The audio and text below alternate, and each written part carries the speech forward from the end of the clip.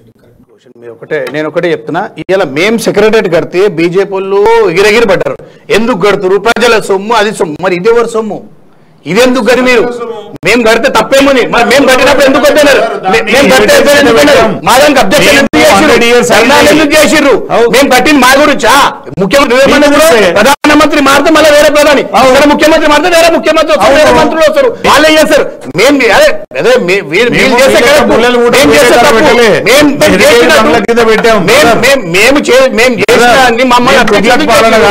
చేయాల్సిన అవసరం ఏముంది? మీరు ఎందుకు చేరుతున్నారు? మరి మీరు కడుతున్నారు దాన్ని మేము అబ్జెక్ట్ చేయట్లేగా. ఓకే చేయండి అన్నాం, మేము వద్దని లేదు. మీరు కడతామంటే కట్టురు అన్నాం, మేము ఎప్పుడు అబ్జెక్షన్ చేయలేదు, మాకు అవసరం కూడా లేదు, కట్టుకోండి. కాకపోతే ఇక్కడ మీరు ఒక ద్రౌపది ముర్ము గారిని, ఒక గిరిజన మహిళని మీరు ఎంతో అవమానిస్తున్నారని 19 పార్టీలు రిజెక్ట్ చేసినాయి ఓపెనింగ్ ని. ఎందుకు రిజెక్ట్ చేస్తున్నారు? మీరు కరెక్ట్ గా ఫాలో అయితే ఎవరైనా ఇక్కడ ఏంటంటే బీజేపీ పార్టీలో ఓన్లీ ఇద్దరే, చోటేమియా బడేమియా, అమిత్ షా మోదీ, ఇంకా వేరే ఏముండదు. వీళ్ళిద్దరు చెప్పినట్టే నడవాలా, వాళ్ళు చెప్పింది అయినా వాళ్ళు చెప్పింది నడవాలా. మా పార్టీలో ప్రతి ఒక్కరికి స్వేచ్ఛ ఉంది కాబట్టి మేము వచ్చిన మాట్లాడగలుగుతున్నాము.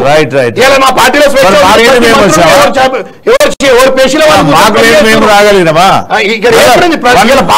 మీరు ఏం చేస్తున్నారు పార్లమెంట్ హౌస్ లో? ఇక్కడ ద్రౌపది ముర్ము ఏం రెస్పెక్ట్ చేసిర్రు?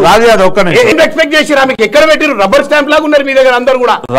నితిన్ గడ్కరీ అనే వ్యక్తి ఎక్కడ మీ బీజేపీలో? ఆయన ఏ పొజిషన్ లో ఉండాలి? ఇలా అన్ని చూస్తలేమా?